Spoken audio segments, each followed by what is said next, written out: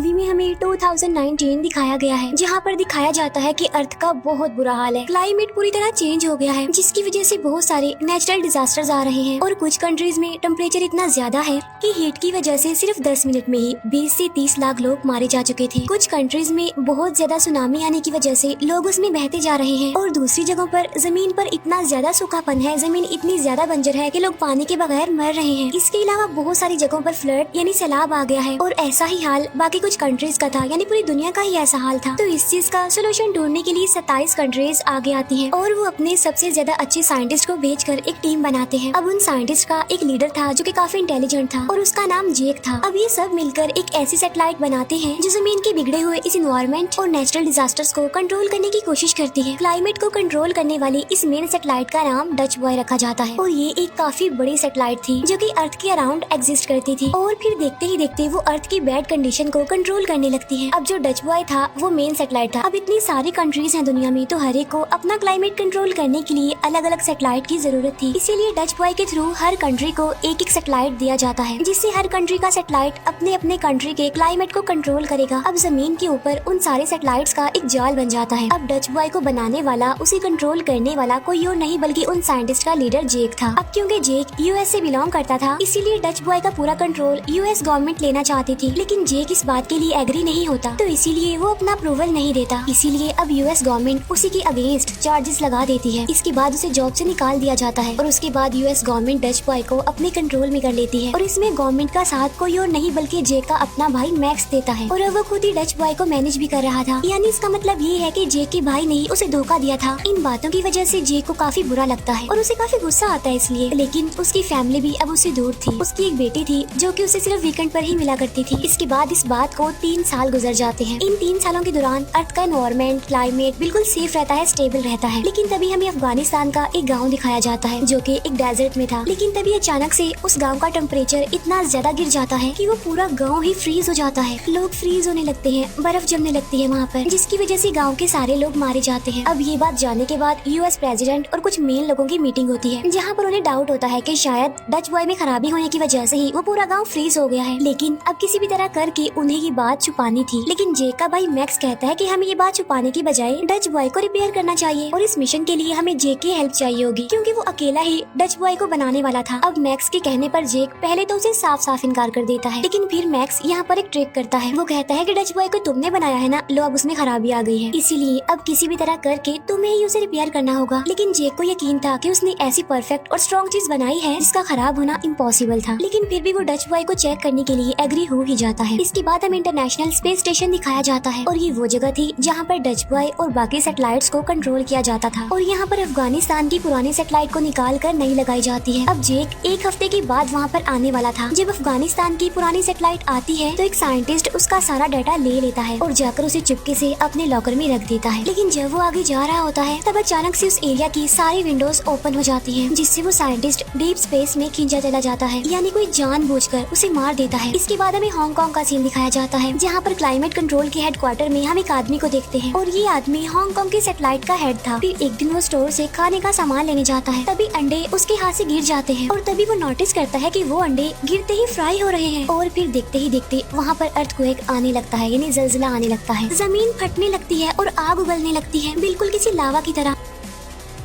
तब हांगकांग का वो हेड अपनी गाड़ी लेकर वहाँ से भागने की कोशिश करता है और जैसे जैसे वो भाग रहा होता है उसके पीछे की जमीन धंसती जा रही थी। वहाँ से निकलते निकलते वो सिटी से बाहर आ जाता है और आकर वो एक ब्रिज पर रुक जाता है और जब वो पीछे मुड़कर देखता है तो सारी बिल्डिंग्स नीचे गिर रही थी और देखते ही देखते वो पूरा शहर इस डिस्ट्रक्शन की लपेट में आ जाता है। हर तरफ तबाही मच जाती है, बचने का तो कोई चांस नजर ही नहीं आ रहा था। अब यहाँ पर हांगकांग का वो हेड चाइना का डच बॉय का सैटेलाइट एक्सेस करना चाहता था, लेकिन उसके एक्सेस पर डिनाइड आ जाता है, जिसकी वजह से वो लॉग इन नहीं हो पाता। तब वो जल्दी से मैक्स को कॉल करके इस बारे में इन्फॉर्म करता है और जब मैक्स लॉग इन करने की कोशिश करता है तो उसकी एक्सेस भी डिनाइड आ जाती है। यानी इसका मतलब साफ था कि उनका पूरा सिस्टम किसी ने हैक कर लिया था, जिसके बाद सबकी एक्सेस ब्लॉक कर दी गई। फिर हांगकांग का हेड मैक्स को कहता है कि अगर इसी तरह क्लाइमेट चेंज होता रहा और नेचुरल डिजास्टर्स आते रहे तो लास्ट में जियोस्टॉर्म आ जाएगा। जियोस्टॉर्म यानी ऐसा दिन जब पूरी दुनिया तबाह हो जाएगी। और तभी उस हेड के ऑफिस में कुछ लोग आ जाते हैं। तब ये देखकर वो हांगकांग का हेड कहीं पर छुप जाता है और जो लोग वहाँ पर आते हैं वो उसके लैपटॉप से सारी सारी इन्फॉर्मेशन ले लेते हैं और ये देखकर वो हेड समझ जाता है कि कोई तो इंसान ऐसा है जो डच बॉय पर एक्सेस करके उसे हैक कर रहा है। अब यहाँ पर मैक्स वहीं पर काम करने वाली एक हैकर की हेल्प से ये चीज चेक करने के लिए उसे कहता है कि किसने इलीगली डच बॉय को एक्सेस कर लिया है, उसे हैक कर रहा है। वहाँ पर मैक्स की एक फ्रेंड भी थी जो कि एक एजेंट थी। फिर दूसरी तरफ जेक अपने मिशन के लिए बिल्कुल रेडी था। अपनी बेटी को वो उसकी मदर के पास छोड़कर अपने मिशन के लिए निकल जाता है और वो सक्सेसफुली इंटरनेशनल स्पेस स्टेशन यानी अर्थ की ऑर्बिट पे आ जाता है। यहाँ पर जेक को 3 टास्क दिए जाते हैं। सबसे पहला ये कि जो साइंटिस्ट स्पेस स्टेशन में मर गया था उसकी इन्वेस्टिगेशन करना, फिर दूसरा ये कि अफगानिस्तान में जो एक्सीडेंट हुआ था उसकी इन्वेस्टिगेशन करना और तीसरा हांगकांग में होने वाले एक्सीडेंट की इन्वेस्टिगेशन करना। वो कुछ लोगों से मीटिंग करता है और ये सारी बातें क्लियर करता है। फिर वो हर कंट्री के सैटेलाइट को पर्सनली स्कैन करता है कि अगर उसमें कोई ग्लिच आ गई हो तो उसे रिप्लेस कर दिया जाए। अब टोटल 1000 से भी ज्यादा सैटेलाइट्स थी। फिर आगे जाकर उसे पता चलता है कि इस सारे मिशन का हेड कोई और नहीं बल्कि उसका भाई मैक्स है और हर रोज उसे सारी इन्फॉर्मेशन देनी है। अब जेक को ये बात काफी बुरी लगती है जिसकी वजह से दोनों भाइयों में कुछ प्रॉब्लम्स होने लगती हैं। इसके बाद जेक अपनी इन्वेस्टिगेशन शुरू कर देता है, यानी अपनी पहली इन्वेस्टिगेशन उस साइंटिस्ट के बारे में जो मर गया था। यहाँ पर उसे पता चलता है कि वो एक्सीडेंट किसी ने जानबूझकर करवाया था और डीप स्पेस में जाने से पहले उस साइंटिस्ट के हाथ में एक हार्ड डिस्क थी जो अभी भी उस स्पेस स्टेशन के एक हिस्से पर अटकी हुई है। तब जेक और स्टेशन कमांडर अपनी जान पर खेलकर उस हार्ड डिस्क को लेने जाते हैं और यहाँ पर उन्हें पता चलता है कि जो एक्सीडेंट हांगकांग और अफगानिस्तान में हुआ था वो सैटेलाइट में खराबी की वजह से नहीं बल्कि किसी ने जानबूझकर ऑर्डर्स दिए थे सैटेलाइट को ऐसा करने के लिए। लेकिन उन्हें ये पता नहीं चल पाता कि आखिर ये कर कौन रहा है, इसके पीछे है कौन। फिर हांगकांग का हेड वहाँ से निकलकर न्यूयॉर्क आ जाता है और वो मैक्स को मिलने के लिए कहता है ताकि वो पूरे मैटर की इन्फॉर्मेशन उसे दे सके। वो मैक्स को मिलने के लिए एक जगह पर बुलवाता है जहाँ पर मैक्स अपनी फ्रेंड यानी उस एजेंट के साथ जाता है। मैक्स और उसकी फ्रेंड वो दोनों ही हांगकांग के हेड को देख लेते हैं जो कि रोड की दूसरी साइड पर खड़ा होता है। लेकिन जैसे ही वो क्रॉस करने लगता है तो उसके पीछे खड़ा हुआ एक आदमी उसे धक्का दे देता है जिसकी वजह से हांगकांग का हेड एक गाड़ी से टकरा जाता है। लेकिन मरने से पहले वो एक पार्टिकुलर प्रोजेक्ट के बारे में मैक्स को बता देता है। दूसरी तरफ जेक और स्टेशन कमांडर उस हार्ड डिस्क का पूरा प्रोग्राम देख रहे होते हैं जिससे उन्हें पता चलता है कि किसी ने इस सिस्टम में वायरस इंसर्ट कर दिया है जो अलग अलग कंट्रीज के सैटेलाइट्स को ऑर्डर दे रहा है और उनके क्लाइमेट को चेंज कर रहा है जिसकी वजह से जमीन दोबारा से तबाही की तरफ जा रही है। अब जेक मैक्स को मैसेज भिजवाता है कि अर्जेंटली मीटिंग करनी है, यानी जो कुछ भी हो रहा है उसके बारे में इन्फॉर्म करने के लिए। और यहाँ पर जेक मैक्स को सारी बात बता देता है कि किसी ने सिस्टम में वायरस डाल दिया है, इसीलिए डच बॉय जानबूझकर सैटेलाइट्स को ऑर्डर दे रहा है जिसकी वजह से अलग अलग कंट्रीज लाइक अफगानिस्तान और चाइना में वेदर बिगड़ गया है। यानी कोई डच बॉय को बिल्कुल किसी वेपन की तरह यूज करके तमाम कंट्रीज को खत्म करना चाहता है। और कोई स्पेस स्टेशन का आदमी भी इसमें मिला हुआ है और वही है जो डच बॉय में वायरस का प्रोग्राम इंसर्ट करता है और उसको ऑर्डर देने वाला जरूर कोई ना कोई बड़ी अथॉरिटी का आदमी है और वो कोई और नहीं बल्कि मैक्स के सीनियर्स में से कोई एक है। और वो या तो मैक्स का बॉस हो सकता है या फिर प्रेसिडेंट। ये सुनकर मैक्स कहता है कि भला प्रेसिडेंट ऐसा क्यों करना चाहेगा, जिस पर जे कहता है क्योंकि डच बॉय वेपन की तरह यूज हो रहा है और वो सिर्फ उन्हीं कंट्रीज को टारगेट कर रहा है जो आज के जमाने में काफी सक्सेसफुल है और आने वाले टाइम में ये कंट्रीज काफी इम्प्रूव करेंगी और काफी सक्सेसफुल होंगी और उनकी इकोनॉमी भी काफी अच्छी होगी। इसीलिए अब ये सब कुछ जानने के बाद मैक्स उस हैकर की हेल्प से उस सारे प्रोजेक्ट के बारे में इंफॉर्मेशन निकालता है जो कि उसे हांगकांग के हेड ने बताई थी, जहाँ पर उसे कुछ फाइल्स मिल जाती हैं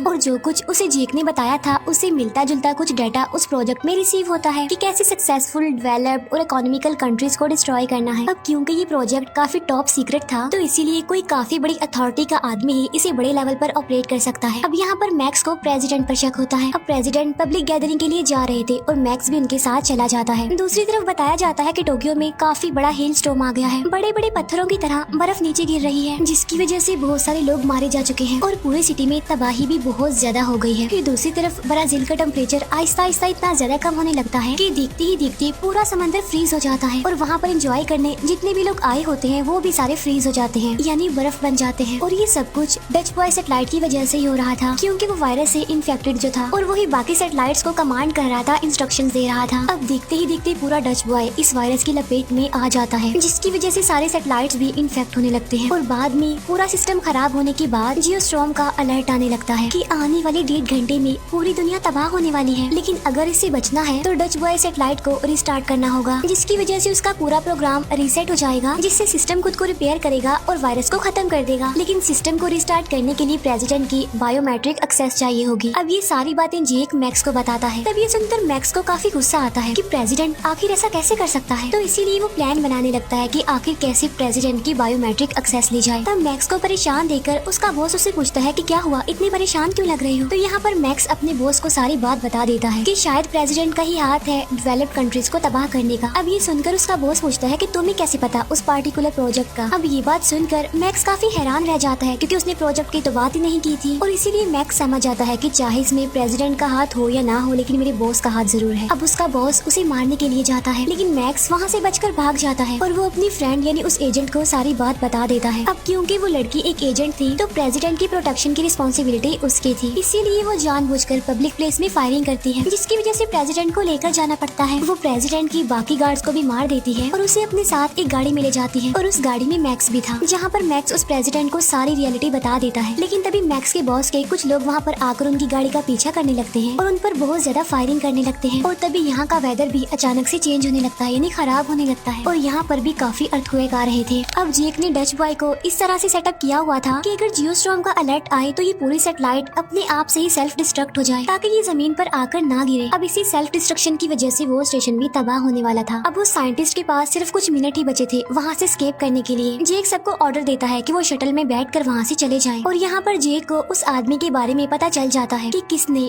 डच बॉय में वायरस को इंसर्ट किया था। असल में ये उन्हीं की टीम का एक मेंबर था जो कि स्टेशन कमांडर था, और ऐसा करने के लिए उसे बहुत सारे पैसे मिले थे। यहाँ पर जेक और उसके बीच काफी फाइट होती है, जिसमें बाय मिस्टेक वो स्टेशन कमांडर एक बटन प्रेस कर देता है, जिसकी वजह से स्पेस स्टेशन की इस सेक्शन की विंडोज खुल जाती हैं, जिससे वो लड़का डीप स्पेस में चला जाता है। अब यहाँ पर जेक भी बाहर जाने ही वाला होता है कि तभी वहाँ पर उसके साथी यानी स्टेशन कमांडर आकर उसे बचा लेती है। Dutch boy out of control हो जाता है, जिसकी वजह से पूरी दुनिया में तबाही होने लगती है, और इस तबाही में सुनामी आ गया था। मुंबई में काफी बड़ा तूफान आ जाता है। मीनवाइल मैक्सिको में हीट वेव आ जाती है। वो सारे साइंटिस्ट शटल में बैठकर जमीन पर आने वाले थे, लेकिन जेक जो कि जाने के लिए तैयार नहीं था, तब स्टेशन कमांडर वहाँ पर आकर उसकी हेल्प करती है। दूसरी तरफ मैक्स और उसके बॉस की लड़ाई में प्रेसिडेंट की वजह से मैक्स का बॉस पकड़ा जाता है, और यहाँ पर वो सारी बात रिवील करता है कि आखिर उसने ऐसा क्यों किया। वो बताता है कि मैं प्रेसिडेंट बनना चाहता था, क्योंकि इस पूरे एक्सीडेंट की रिस्पॉन्सिबिलिटी प्रेसिडेंट पर आती, जिसकी वजह से प्रेसिडेंट को निकाल दिया जाता और उसकी जगह मैं प्रेसिडेंट बन जाता। इसके बाद उसे अरेस्ट कर लिया जाता है। इसके बाद जो प्रेसिडेंट थे वो अपने बायोमेट्रिक से डच बॉय को रिस्टार्ट कर देते हैं। रिस्टार्ट होने के बाद सिस्टम उस वायरस को डिस्ट्रॉय कर देता है, जिसकी वजह से देखते ही देखते सारी सिचुएशन ठीक होने लगती है, और जितनी भी नेचुरल डिजास्टर्स हो रही थी वो अपने आप से ही बंद हो जाती है। लेकिन उनका स्पेस स्टेशन अभी डिस्ट्रॉय होने वाला था, जिसमें अभी तक जेक और वो स्टेशन कमांडर थे। वो एक पुराने सैटेलाइट में छुप जाते हैं। इसके बाद पूरा स्टेशन डिस्ट्रॉय हो जाता है, और अब वो डीप स्पेस में जाने लगते हैं। उन्हें कुछ पता नहीं था कि वो कहाँ पर लैंड करेंगे, जमीन पर पहुँचेंगे भी या फिर नहीं। लेकिन तभी उनका एक साइंटिस्ट वापस आता है, और वो उनके सैटेलाइट को अपने स्पेसशिप से अटैच कर देता है, और उन दोनों को सही सलामत बचा लेता है, और अब ये दोनों सक्सेसफुली जमीन पर आ जाते हैं। इसके बाद एक और स्पेस स्टेशन बनाया जाता है, जिसका इंचार्ज जेक को बनाया जाता है, और उसे उसकी जॉब भी वापस दे दी जाती